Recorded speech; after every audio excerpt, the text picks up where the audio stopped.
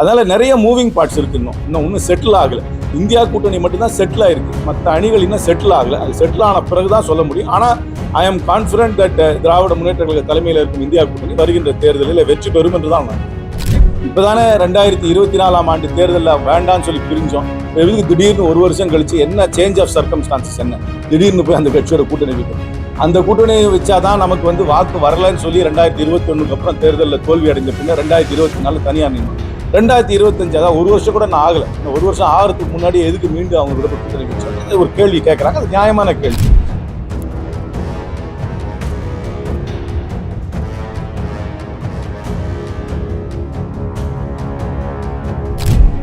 அதற்கப்புறம் புதிதாக துவங்கப்பட்ட அரசியல் கட்சி அவரோட நிலைப்பாடு என்னவா இருக்குன்னு தெரியல.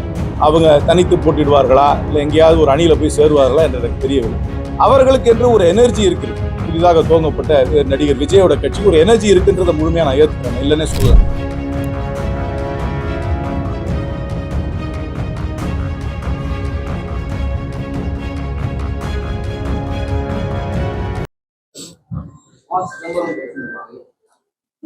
காங்கிரஸ் கட்சியிலே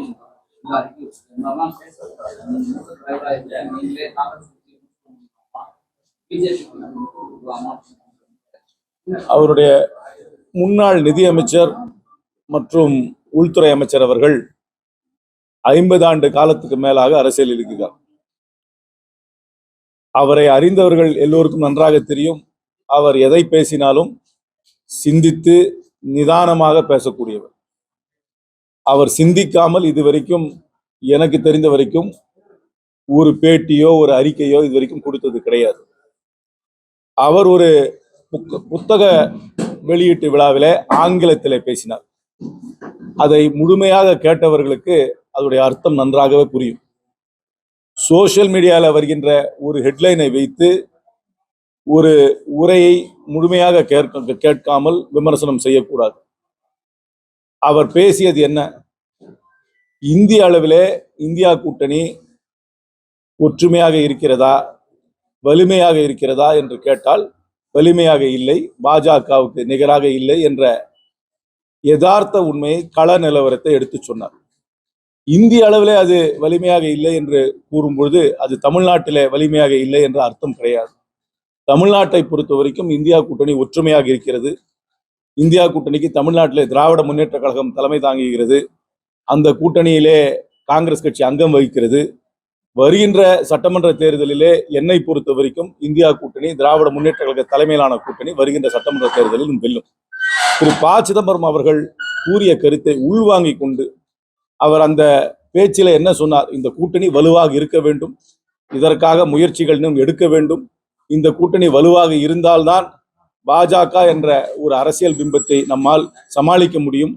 பாஜக ஒரு சாதாரண அரசியல் கட்சி கிடையாது, அதற்கென்று சில குணங்கள் உண்டு என்று அவருடைய அனுபவத்திலே நிதானமாக தெளிவாக பேசினார். அதனால் அந்த பேச்சை முழுமையாக உள்வாங்கிக் கொள்ளாதவர்கள் தான் அதை மேலோட்டமாக விமர்சனம் செய்வார்கள் என்று நான் நினைக்கிறேன்.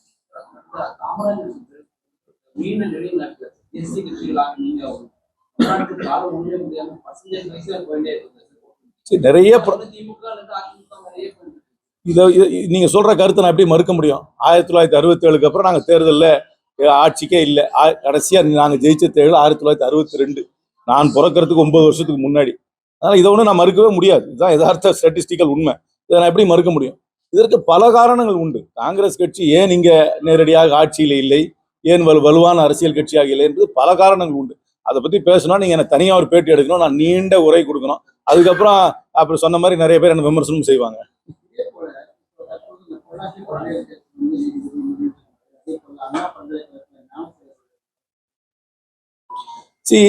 ஒரு மேட்டர் கோர்ட்டுக்கு போனதுக்கு அப்புறம் அதை நீதிமன்றம் தான் தீர்ப்பு சொல்ல வேண்டும். ஆனால் ப்ராசிக்யூஷனுடைய வேலை ஒரு ஸ்ட்ராங்கான கேஸை நீதிபதிக்கு முன்னாடி வைக்கணும்.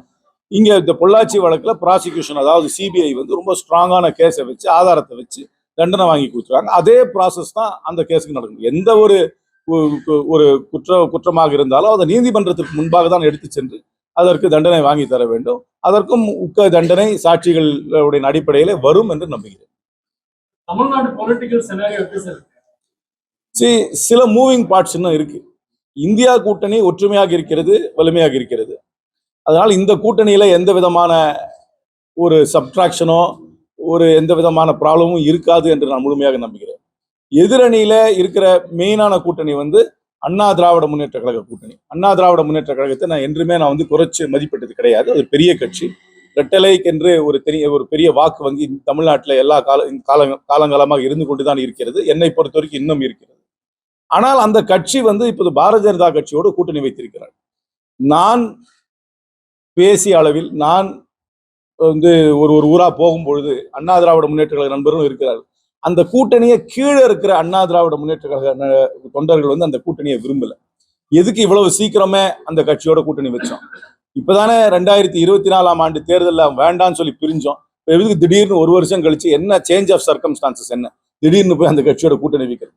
அந்த கூட்டணியை வச்சாதான் நமக்கு வாக்கு வரலன்னு சொல்லி 2021 அப்புறம் தேர்தலில் தோல்வி அடைந்த பின்னர் 2024 தனியா நின்னோம்.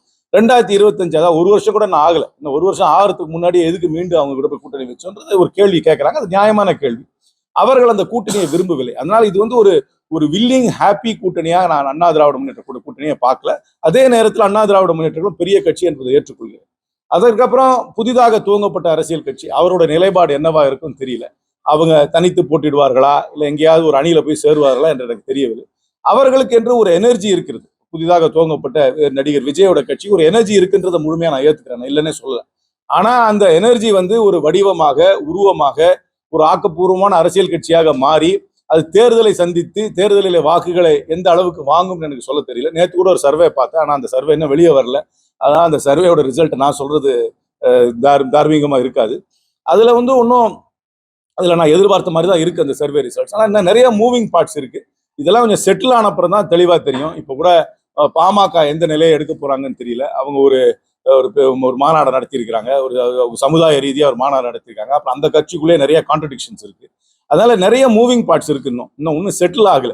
இந்தியா கூட்டணி மட்டும்தான் செட்டில் ஆயிருக்கு. மற்ற அணிகள் இன்னும் செட்டில் ஆகல. அது செட்டில் ஆன பிறகுதான் சொல்ல முடியும். ஆனா I am confident that Dravida Munnetra கழக தலைமையில் இருக்கும் இந்தியா கூட்டணி வருகின்ற தேர்தலில் வெற்றி பெறும் என்றுதான் நான் நம்புகிறேன்.